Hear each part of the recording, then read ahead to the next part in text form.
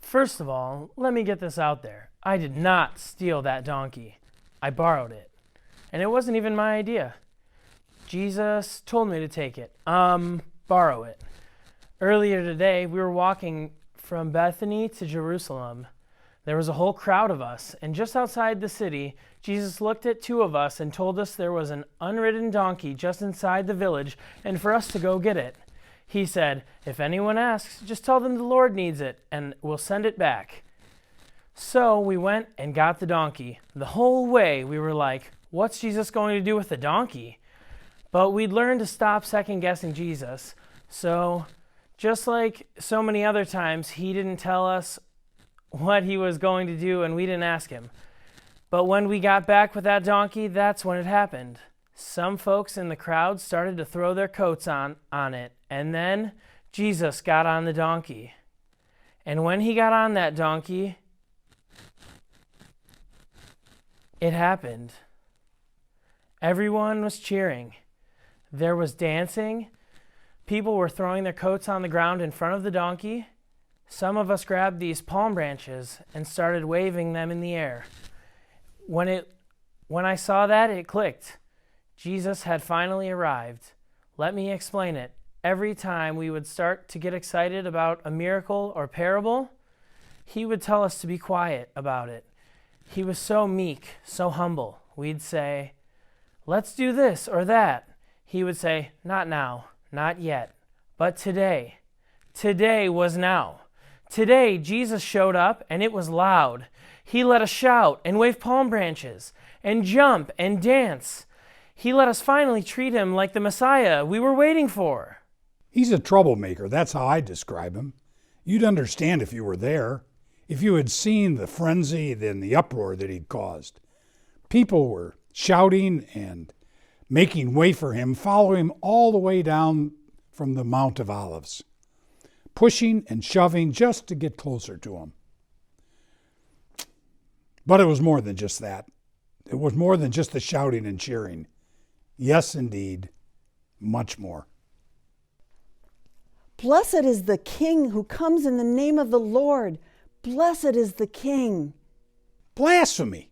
Who does he think he is? Surely not the fulfillment of Zechariah's prophecy of the one riding in on a donkey.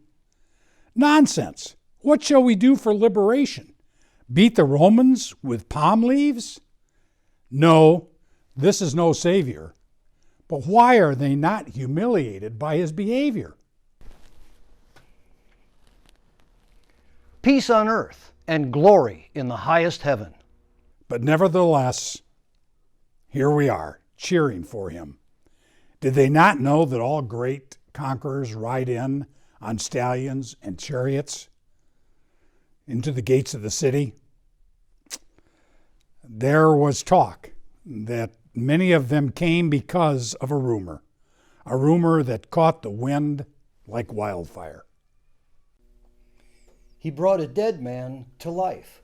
Didn't you say you saw it? I did. I saw it. He had been dead for 3 days, 3 whole days in a sealed tomb. Then this Jesus comes. He was friends with a man's sisters too, you know. He comes and he tells them to open the tomb. They looked at him like he was crazy. We all did. But they opened the tomb, and then Jesus called out in a loud voice, "Lazarus, come out." And Lazarus walked out of the tomb as alive as you or me. It seems not even the grave could contain the power that Jesus brought with him. The crowd was abuzz with stories about him. Many of us had seen him before, and many others had seen the miracles that he had performed and were drawn out into the streets to welcome him. They told their neighbors, their friends, their family. The streets were lined by thousands of souls who wanted to catch a glimpse of this Jesus, this King. I heard he was destined to become our king. Surely he will ride in on a magnificent steed, sword by his side, an army behind him. He will save us from the oppressing hand of Rome that is crushing us. He will be our prophet. He's a prophet, like Elijah and Daniel.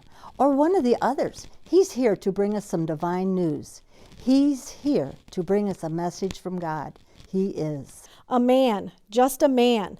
Flesh and bone and a whole lot of fanfare over nothing. In fact, I heard he's a Nazarene. Ha!